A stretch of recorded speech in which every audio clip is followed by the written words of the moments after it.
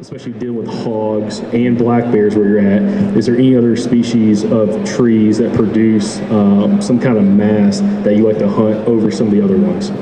Okay, so what I like to do, first I want to talk about my primary feed tree that I'm looking for a mature deer, because there's a difference in a honey locust versus a persimmon.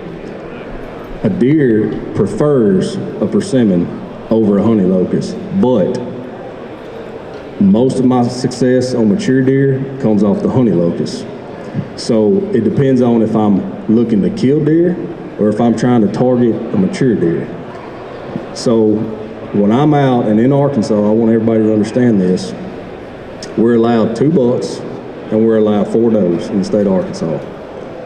For me, I'm not a trophy hunter, but I love, as much as I hunt, I love to kill deer. I wish I could kill every single deer that I set up on, but if I did, the Arkansas Game and Fish Commission would probably lock me down. So to prolong my season, I like to target mature deer or big deer that I've seen on camera, and our season runs so long, it's into September all the way through February, so I have a lot of time to try to figure out how to target these deer. Back to the main question, the difference between the feed trees. So if I'm out and I'm wanting to target a mature buck, the first tree that I'm really looking for is that honey locust. It is not their primary food source, but if I can find a honey locust in a really thick area, on the edge of that thicket, away from other, so in that area you got to understand sometimes there'll be pockets. You know, you may have 4 or 5 trees here, you may have 300-400 yards over here, you may have 4 or 5 trees over here. What I really try to target is that isolated tree that's next to some really thick cover. That tree is where that mature deer is going to feel comfortable coming to feed. That tree is where I have had most of my success over the years. So to understand that tree is hot enough to hunt, I could take any one of you out here right now and take you to a hot tree that deer are feeding on, and you will know that that is a hot tree. You're going to find deer scat on the ground.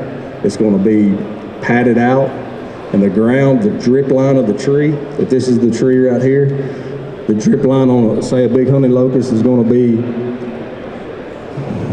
sometimes this far out right here. This, from where I'm standing here to out here, you're going to see a difference in the ground. It's going to be beat out right in here, in this area right here.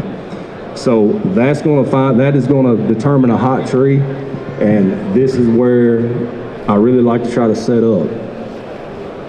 My setup is going to be based on where I think the deer is bedding. I hear a lot of guys in the Midwest talk about bedding a lot. They can find the precise buck bed. I hear it all the time. I'm 36 years old now. I've hunted my entire life. I have never once in my life found a precise buck bed where I hunt. It's so thick in some of the areas I hunt, they will bed anywhere.